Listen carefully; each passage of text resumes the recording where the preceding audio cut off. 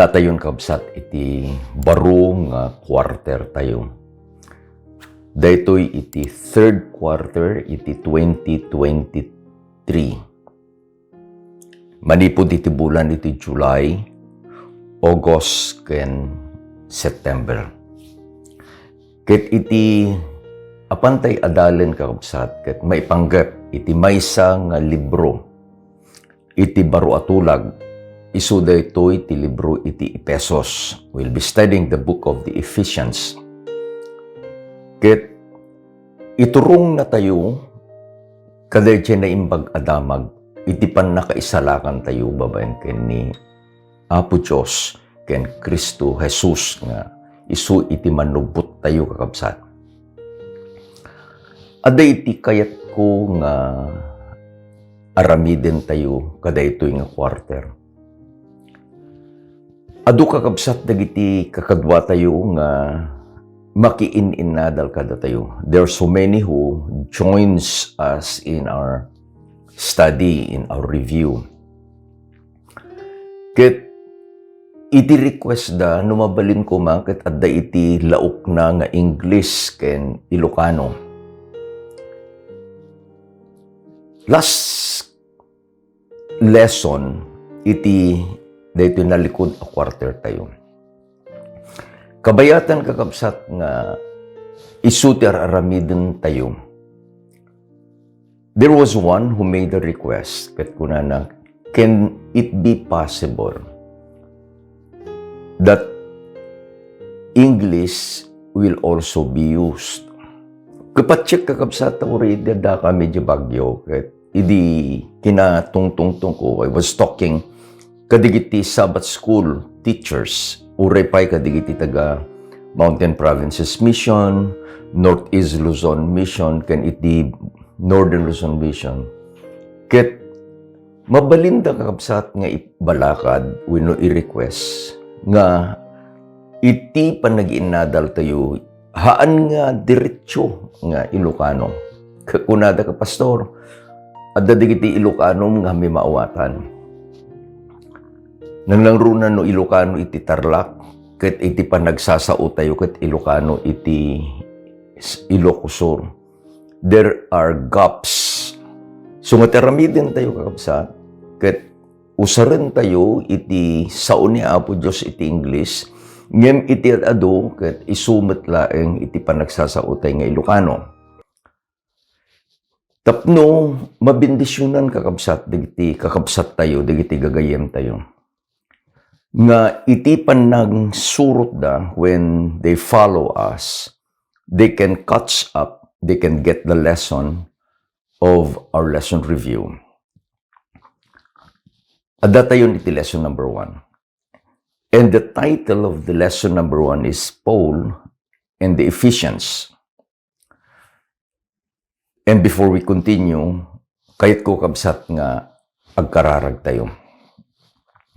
Malagip ni Ama iti kinaimbag mo kada kami. Iti naglabas nga dua nga quarters kada itoy nga agdama nga tawen. Sika iti nakiadda kada kami. Sika iti nangited iti sirib tapno naawatan mi dagiti leksyon nga isu iti kayat mong indanon kada kami.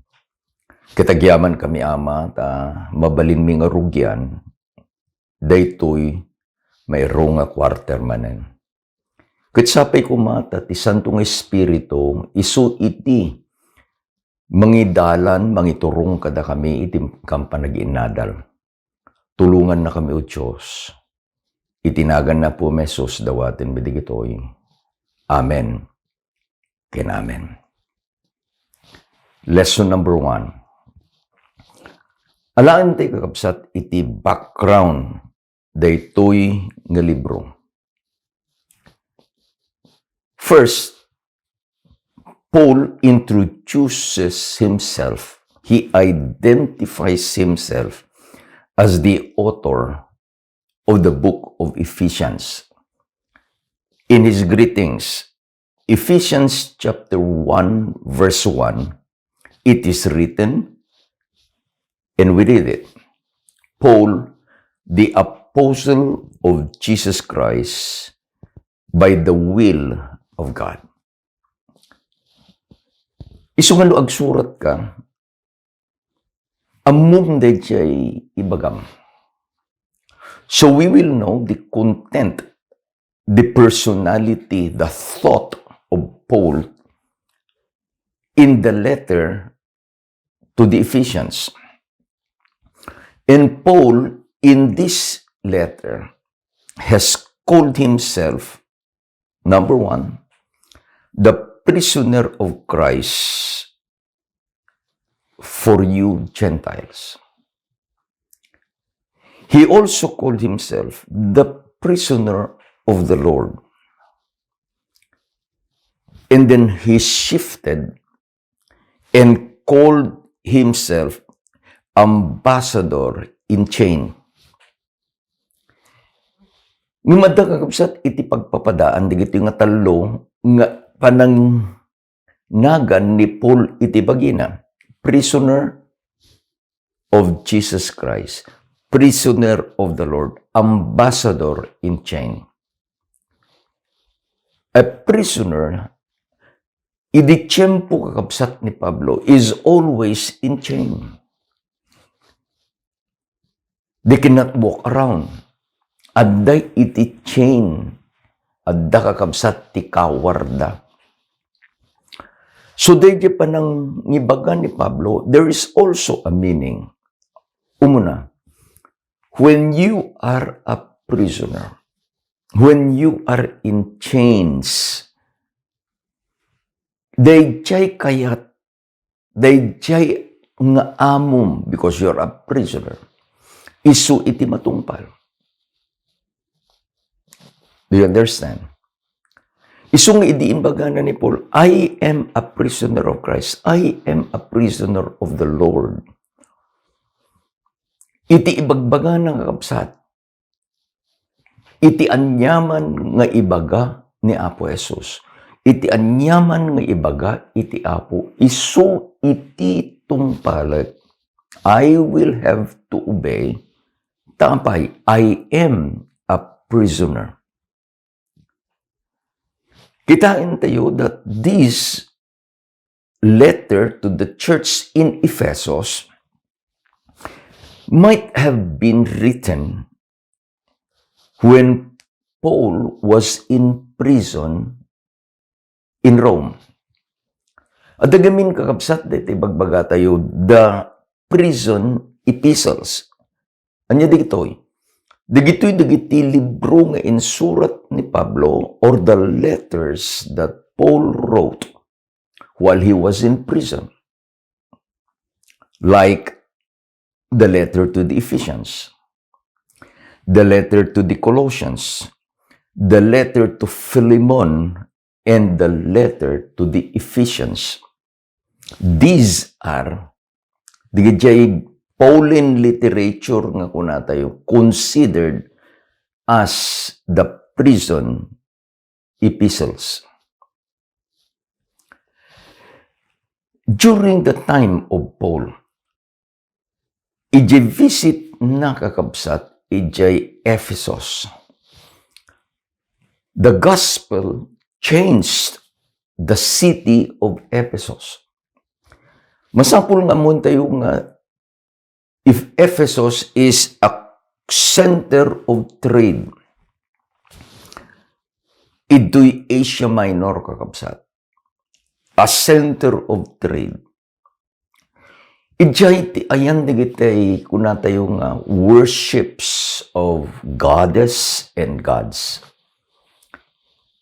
Kit iti sasangpet ni Pablo dijay and also his preaching.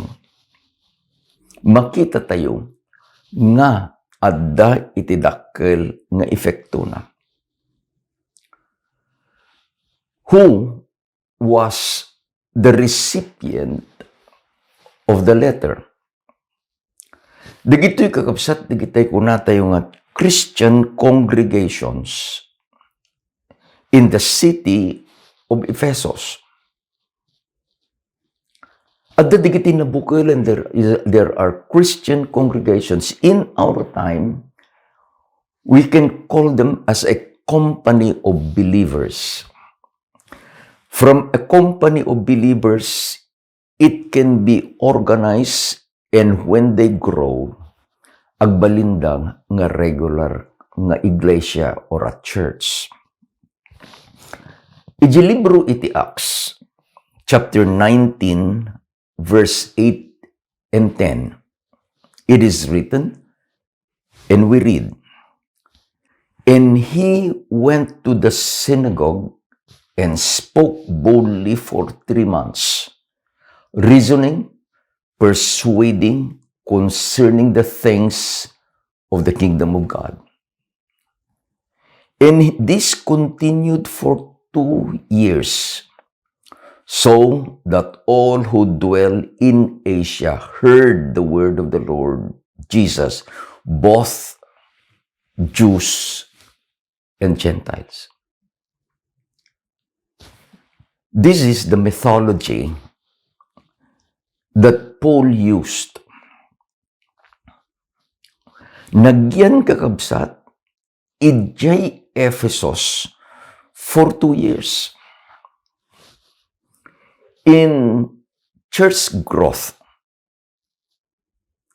we must learn from what Paul did, the experience ni Paul, i-translate tayo iti modern at church growth.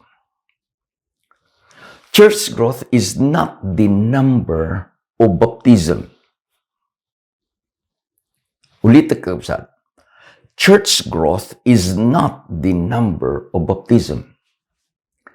Church growth is the number of disciples created through personal evangelism.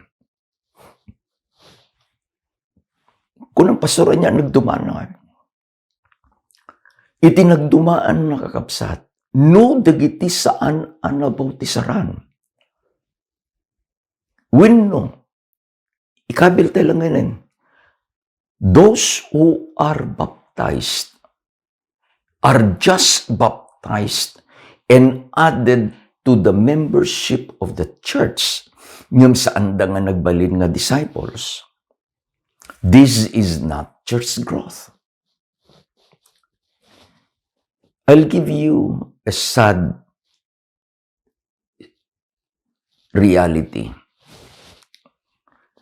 Nagapuag kabsat iti district. I became district pastors. District iti Western Tarlac. District iti Eastern Tarlac. District iti Southern Ilocos Sur. Ken district iti Northern Ilocos Sur.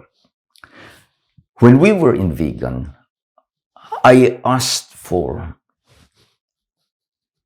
the church book. We reviewed.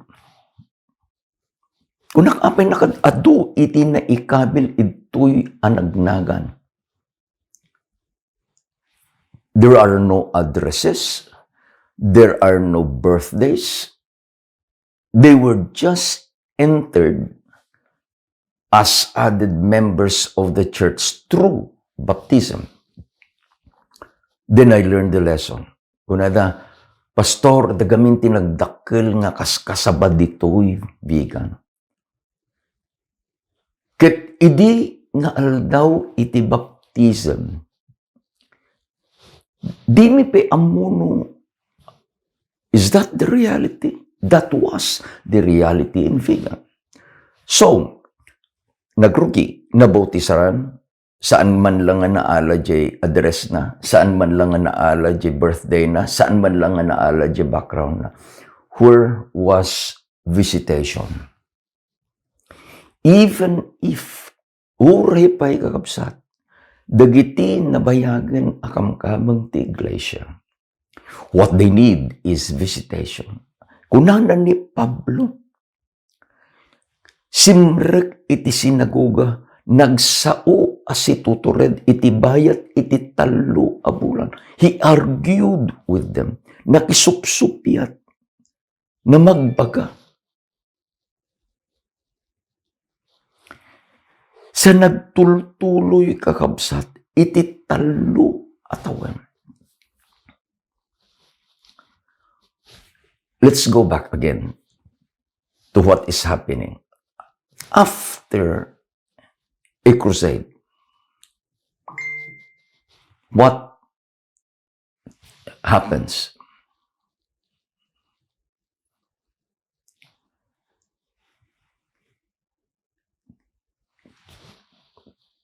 What happened? And what are the results? Kaduan kakabsat.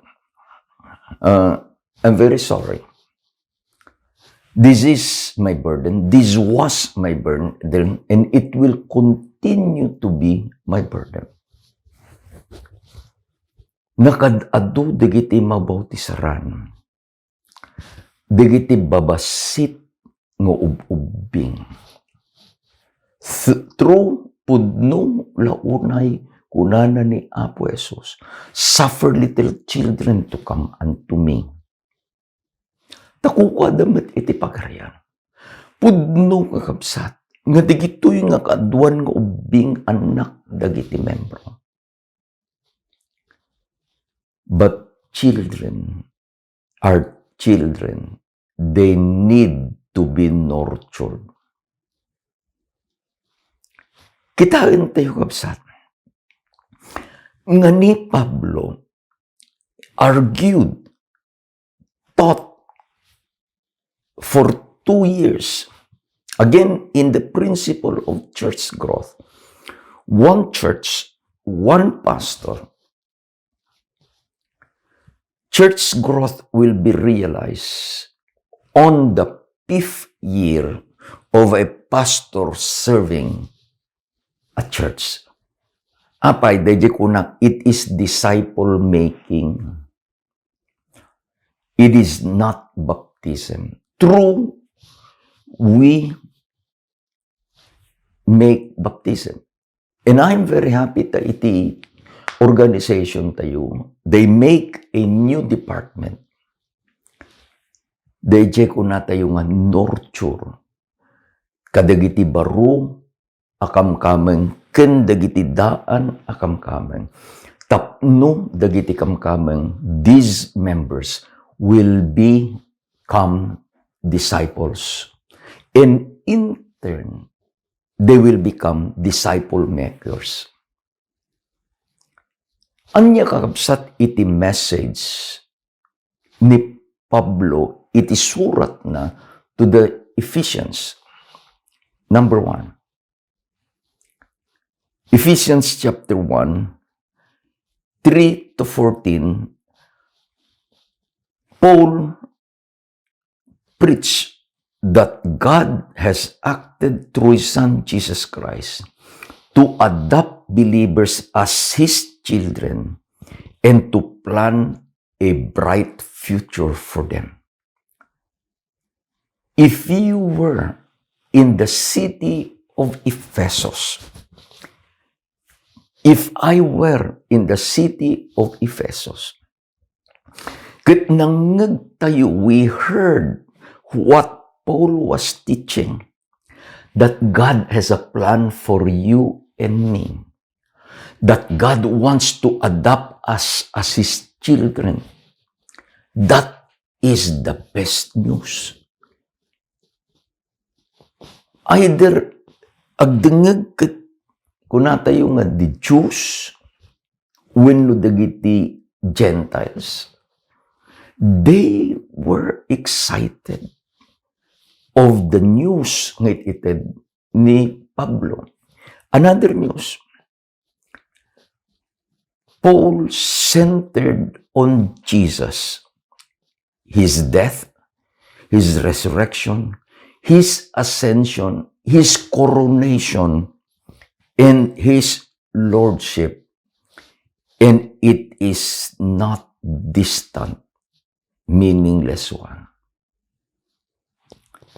The third message of Paul is in Ephesians chapter 2, verse 11 to chapter 3, verse 13. Anya din yung message na kapsat. God has acted in Christ to create a new reality. Anya din, it is the church. It is composed of the Jews and also the Gentiles.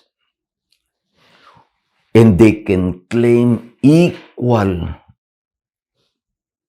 share of being part of the family of God. Anya na pasamak. Anya na pasamak. I like what happened because if the gospel comes and there is nothing that will happen, what is the gospel for? I had a student in the college where I taught, nagisurok in Tarlac many years ago. He became a very successful businessman. He is in the construction business. Iti may sakabsat nga pinagpapasyar ko dito ay Sapang, Mungkada, where we have a church. Idi agbabay ka. Nakita, digid siya'y equipments. Digid construction company. At da iti letter na, RNM. Then it entered into my mind. It must be the construction of Engineer Ray Malyari. Inayabak kakabsat na siya'y foreman na. Kikunak, what does the letters stand for? Handa kayong ibaga. Kikunak, is it Engineer Ray Malyari? Kikunak na ka, when sir, can I have his telephone number, please? Saan ko nada? So, I cannot do anything. Handang intay. Kunak ni Elder Quirino Gragasin. Tay jay ayan ti balayda iti ayan iti pagin-ina na andigiti construction worker. They were making a road, a network of road from Mungkada town inga nakapsat da jay dalan nga agpakamiling. Kunak, elder nung addan ni engineer ka iba na man. So one day, I had a call. Addan ni engineer Malyari. So I went. Pang kami kagasat iji bank house da. He was having a meeting with his field workers. Kat adda ti remarket ko na, sir, anya ti kasapulan nyo. Kunak, I want to talk with Engineer Malyari. Sir, aguray kayo ko na. Anya na ganyo. So I told Eli Rafanan. Excuse me.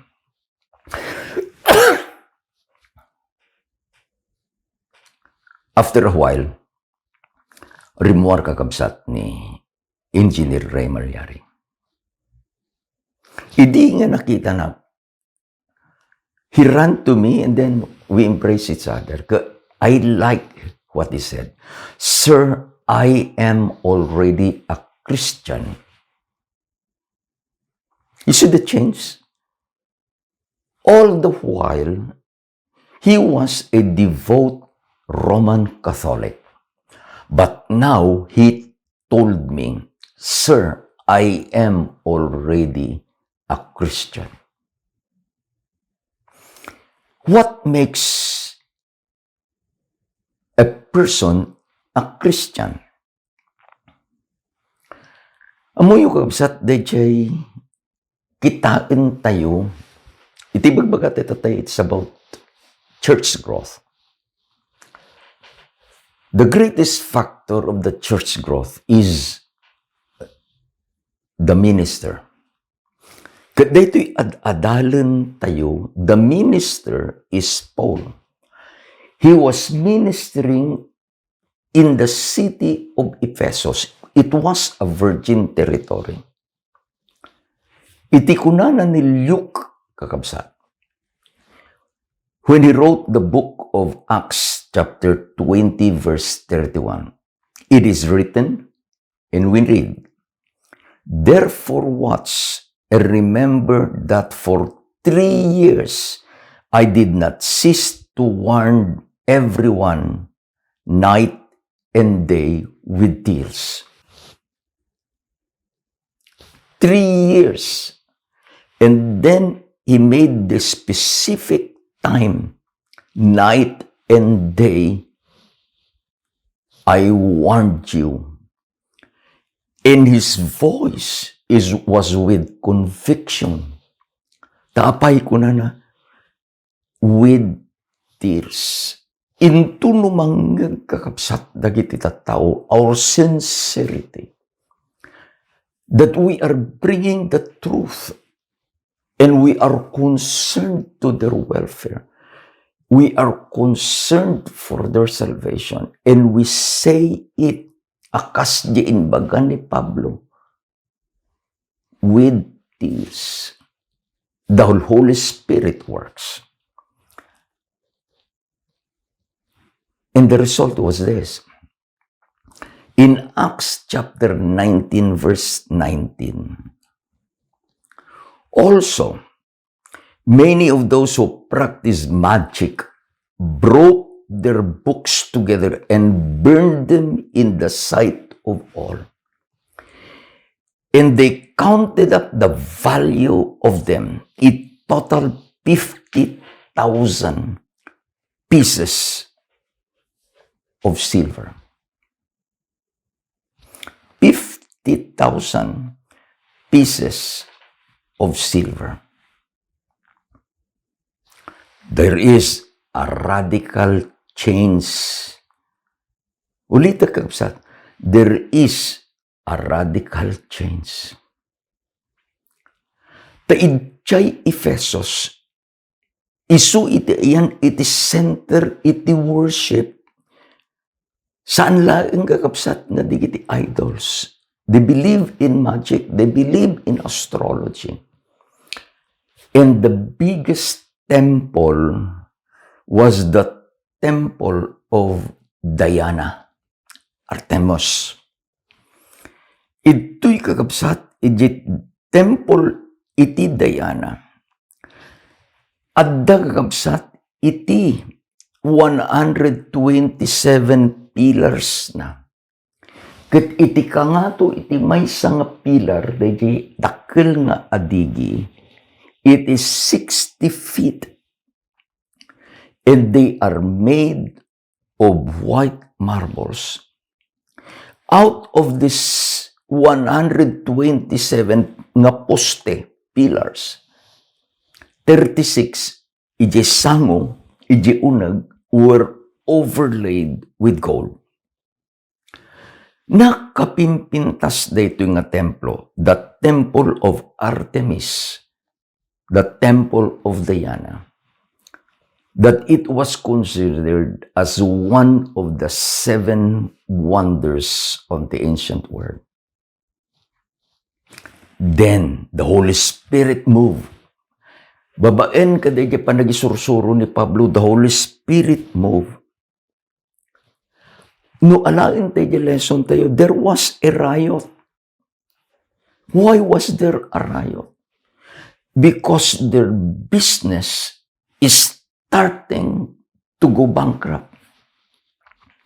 Apay kakapsat. Dayjay inbagada. Iji Acts 19 verse 19. Those who were practicing magic were converted. They surrendered their books. Amin kakabsat nga inos usarda. In their craft, kat isu iti nagsapsapulan da. They surrendered. And they brought it to the plaza, ijay asideg kakabsat, the temple of Diana, and started burning these books and magazines at the cost of 50,000 pieces of silver. The people were mad. So there was a riot. Now, no kakabsat, alain tayo itata. The worth was 50 silver coin, 50,000 silver coin. And one silver coin is equivalent to 1 day's labor. May nga sweldo iti agtrab-trabaho. Manong daw, 50,000 days. Inalak kakabsat, what is the average non-agriculture wage sweldo iti agtrab-trabaho? Today, it is 570 pesos per day. No, i-multiply tayo. 50,000 silver times 570 dayjay ti sweldo. Iti balor, kapsat, the worth that was burned in the city of Ephesus was 28,500,000 pesos. This is the reason nga ti pagleksyonan tayo kunana, there was a riot. Sino pabasulin da? Pabasulin da ni Paul. Paul was to be blamed. It is not only that their business is going down. They have burned 28,500,000 worth of books. But remember this.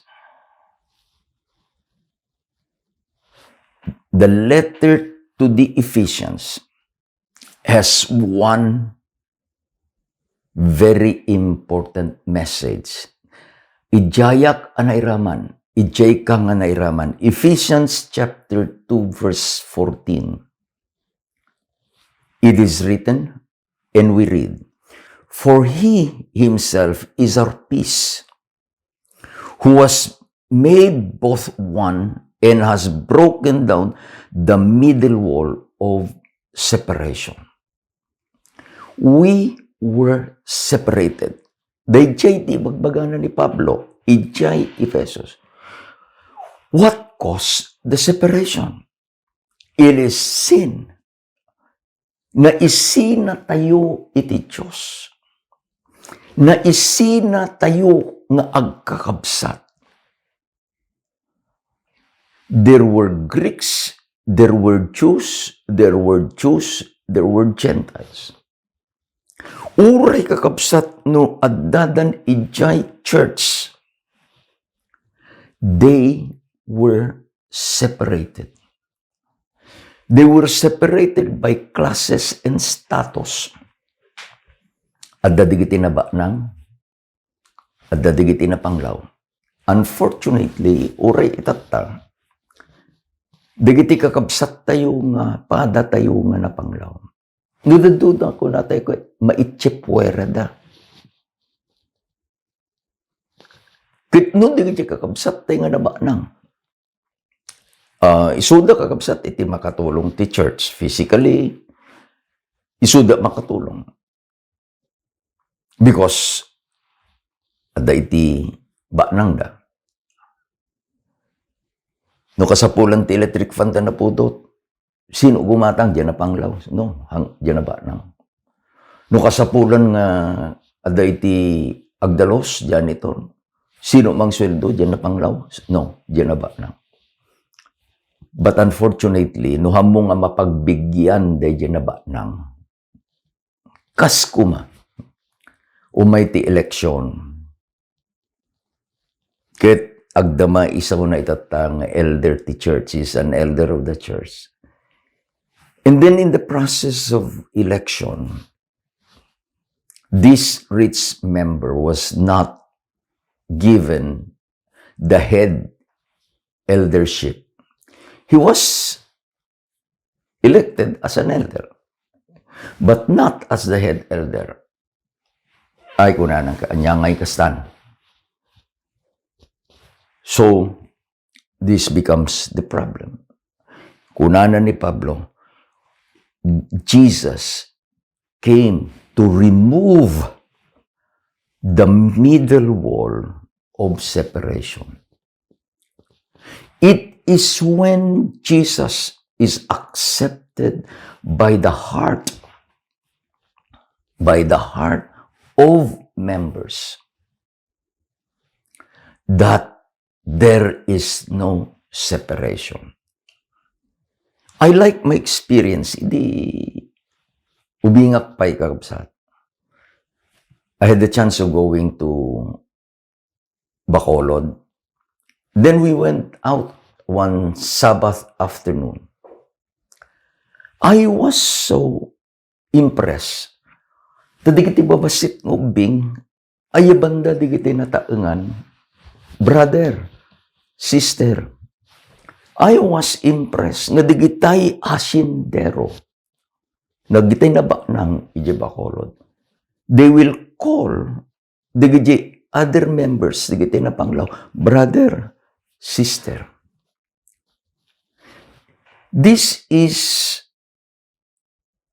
the result dahil kunanan ni Pablo that Jesus is our peace. He is the Lord of the Gentiles. He is the Lord of the Jew. He is the Lord of the rich. He is the Lord of the poor. He is the Lord of the learned. He is the Lord of the unlearned. He removed, inika na, dayjay wall, nga isu iti nang isina, digitoy nga classes and status. Is it happening to our church? And we should say, Amen. I read the story of one of the great nations in Africa. They had a president, and the president is, or was, a member of the Seventh-day Adventist Church. To honor him, dagiti pastors, dagiti elders, into numapanday jay nga president, ije church da. Agrent da kakabsat iti carpet, red carpet, ikabilda from the door, ingana ije sango, ket intun no sumbrek ije presidente, amin nga da ije unag iti kapilya. All those who are in the church will be signed, ikanti, unana da ije elder, wano ije pastor, shall we rise? The president of our country is with us. Sumbrek. One Sabbath, that president said to the church, brethren, kakabsat ko, kunana, no umayak nga makipagdaydayaw kada kayo. When I come to worship with you, I am your brother. This is the actuality. This is the truth. The middle wall of separation is removed. Not even the position of the president will put him above others. So ano dito this is what is happening. Into no adday iti patlak after the divine hour of worship. What do you expect? Iti church nga papapanami, we always tell them, know what you eat is what we eat. Ngam siya akapilya kakabsat ata adu digitay insagana digitay kakabsat, which I do not consider as my food. Pilyak. But what I'm telling is, dayan bagana ni Pablo, the middle wall of separation is already taken out of the church in Ephesus. They consider the gituy nga members, Greek and Jews, Jews and Gentiles. They become one because they are part of the body of Christ. Another good news in Ephesus is Ephesians chapter 3, verse 10. It is written, and we read, to the intent of now the manifold wisdom of God might be made known by the church to the principalities and powers in heavenly places, according to the eternal purpose of which He accomplished in Christ Jesus our Lord, in whom we have boldness and access in confidence through faith in Him. Ano yung ibagbagan ni Pablo? Now that you are members of the church, gaputa inawat you ni Kristo akas manupot you. You can now go to the Father. You have now an access to the throne of God. Tada iti mangibabaet kadatayo. And that mediator is our Lord and Savior Jesus Christ. What does the letter of Ephesus emphasize? Anya iti kayat na nga ipaaramid kanyam ken kanya. In Ephesians chapter 2, 16 to 18, it is written, and we read, and that He might reconcile them both to God in one body through the cross, thereby putting to death the enmity. And He came and preached peace to you who were afar off, and to those who were near. For through Him we both have access by one Spirit to the Father. Anyan kakabsat nga, nagurnos dayan baga ni Pablo. If I were in the church and I was listening to the words of Paul, and he said, nga, you are now one body. He was referring to the members of the church. And who are the members? The Jews and the Gentiles. You are one body. How? To the cross. Kat dayjay nga death, dayjay ipapatay ni Kristo kuna na. Inikat na dayjay panagiginura. You see the picture? When we have accepted the gospel, the death of Jesus has put the end of enmity. Nalalakatay nga makita kakabsata pa the compositions of the membership of the church in Ephesus. Dulang, the Jews and the Greeks. And the Jews and the Greeks were separated because of culture and belief. They were separated because of their status. The Jews claim nga isuda dayjay napili nga kapututan. When pudno, ta isu iti nagkariyan ni Apo Diyos. Ngem iti ibagbaga ni Pablo because of the death of Christ. Dayjay ang nagbaetan dayjay nga ng pasina kada kayo. Kunana ni Pablo, na ikaten. Ket iti inkas kasaba ni Pablo, those who are far off, dagijay nga adday iti adayo. Sino digitoy? Dagijay hintel. Sino dagijay nga adday digijin asideg? Those who are near. Isuna digiti Jews. Those who are far off, the Gentiles, those who are near, were brought together. This is the church. How I wish all our churches will come to study and realize and accept the message of Paul to the Ephesians, that this body, the church, through the Holy Spirit, become one and have one access to the Father. Anya kakabsat tinaadal tayo. Umuna, nakita tayo iti panagminister ni Pablo. He was so deeply moved by the Holy Spirit. Kunana, I come to you with tears.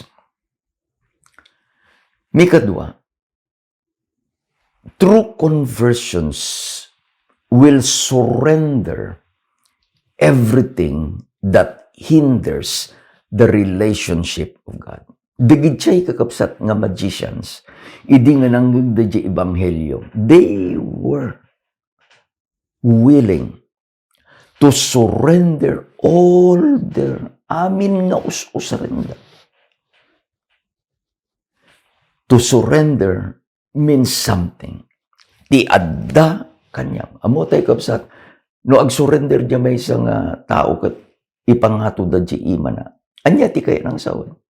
Nga awanan iti pet-pet-petan na. When you are holding on something, you cannot surrender. When we say, I surrender all, it is you open and give everything to Jesus. Kat mikatlong, the gospel unites the church.